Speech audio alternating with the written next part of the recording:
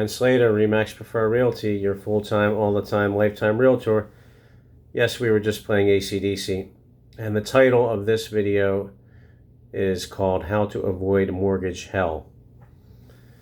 All kidding aside, the mortgage process can be the most stressful part of the transaction for a lot of buyers who are purchasing a home, especially for the first time. But it really doesn't have to be.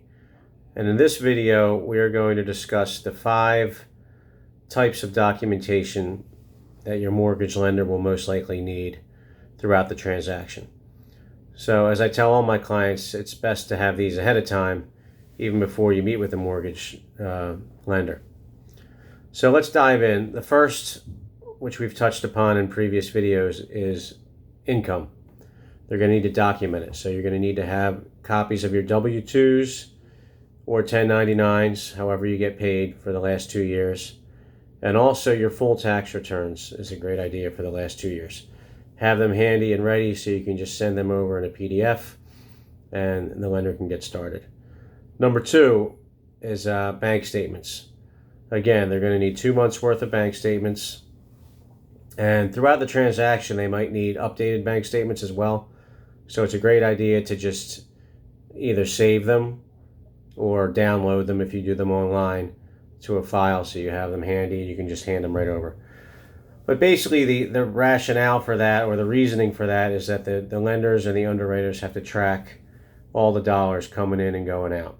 And they have to justify the fact that you're going to need that money for the down payment, and they need to track where it's coming from. So you're going to need to have those bank statements as well. Which leads us to number 3, the funds for purchase. Obviously, when we start looking at houses, you're going to get what's called a buyer's closing cost estimate, where I basically track every dollar down to the penny of how much you're going to need to purchase whatever home it is that you're trying to purchase, whatever price point. So we're going to need those funds documented. The mortgage lender is going to, again, need to see those in a bank account. You're going to want to have them liquid, preferably in your checking or savings account, so you can wire the money to the title company for settlement. You don't want to have them in investments or an IRA. If you do, keep in mind it takes some time to transfer them sometimes. You also have to look at your individual rules if it is an IRA, if there's a penalty. So again, you want to have the funds liquid and in your checking account, ideally. Number 4 is any sort of divorce agreement. If you happen to be divorced, good idea to have your marriage license, especially if you're buying together or if your name is different from what it was prior on some of your documents. You're going to want to have the marriage license. Other documents may be estate docs or a trust fund if you're buying it as a trust.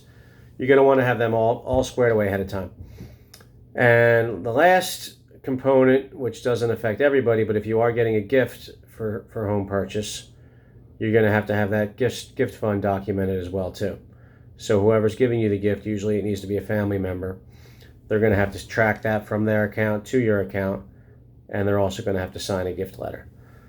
So to recap, before you get your mortgage and before you even consult with the lender, if you can have these 5 things taken care of, you won't be in mortgage hell. It'll actually be quite easy.